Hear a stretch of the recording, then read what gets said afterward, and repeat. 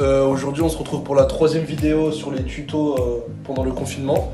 Aujourd'hui j'ai encore crevé et on va apprendre à changer la chambre arrière et le pneu sur un vélo. Donc là on peut voir que mon pneu il est complètement à plat.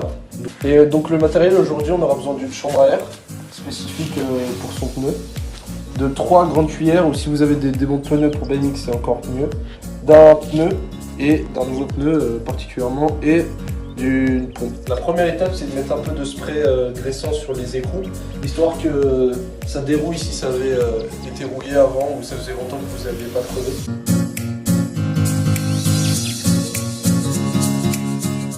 On la met de côté et on remet exactement comme c'était. Vu que j'ai pas de démonte pneu, je prends 3 grosses cuillères. De préférence, il faut qu'elles soient plates au bout, parce que sinon ça pourra pas rentrer ici pour sortir le pneu. Du coup, pour pas abîmer votre roue, vous pouvez entourer de scotch l'embout de la cuillère. Du coup, quand vos 3 grandes cuillères sont enroulées de scotch, on va pouvoir commencer à démonter le pneu. Du coup, on va se mettre vers là. Il faut faire attention à ne pas passer la chambre arrière.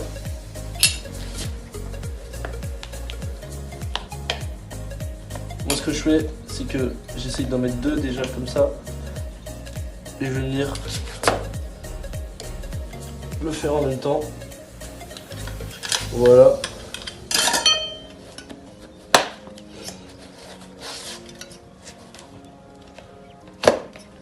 Et après, je peux avancer avec la cuillère comme cela. Et de l'autre côté, pareil. Voilà. Du coup, là j'ai besoin de cuillères, mais des fois on peut en prendre 3.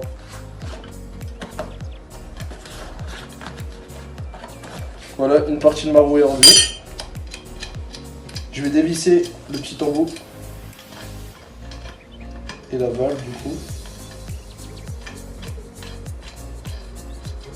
Je vais le mettre de côté.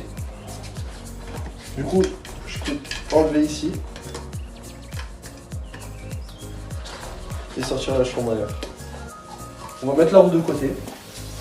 Du coup, après avoir démonté la chambre arrière, du coup on va la gonfler pour voir où est le trou. Si c'était une épine inverse, c'est toujours intéressant de savoir où peut se situer. Et pour ensuite regarder dans le pneu s'il y a un trou dedans. Pour voir s'il y avait un trou dedans, on peut la redégonfler.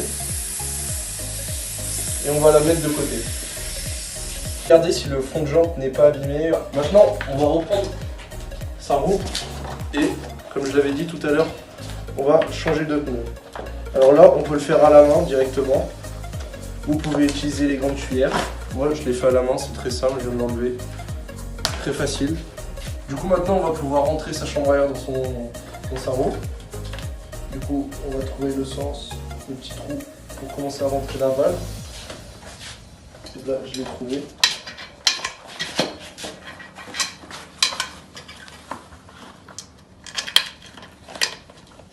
Faire attention de ne pas abîmer sa valve, car c'est fragile. Voilà. Du coup là vous n'avez pas besoin des grosses cuillères pour rentrer votre pneu. Tout ça peut se faire à la main, du coup vous prenez appui sur votre jambe et vous commencez à rentrer. Tac. Faut faire doucement, après ça va devenir un peu dur quand on arrive à cette partie. Vous poussez bien là-bas au fond. Ça. Ceci. Voilà, là c'est rentré. Du coup là on a fini, on a changé notre chambre à air et notre pneu. Du coup, pour les dernières étapes, on va reprendre son petit embout, son petit écrou. On va venir le visser. Du coup, pour la dernière étape, on va venir prendre son petit écrou et on va le visser jusqu'au fond. Voilà. Il faut bien appuyer sur la chambre arrière pour venir le visser jusqu'au fond. Voilà, on est nickel. Maintenant, on va gonfler sa roue. Du coup, moi personnellement, je le gonfle à 5,5, 6 bars. Voilà, du coup, vous revissez bien le petit écrou. Vous revissez bien ici aussi. Et vous venez mettre le petit embout. Voilà, du coup on a notre trou qui est gonflé. On va pouvoir bien le replacer.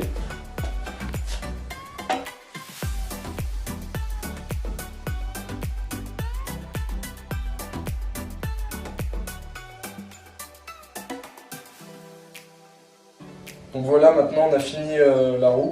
Donc pour le dernier mot de fin, une petite pensée délicate avec tout le club de Dardy à Loïc Fourcade qui passe une phase difficile. On est tous derrière toi. Courage.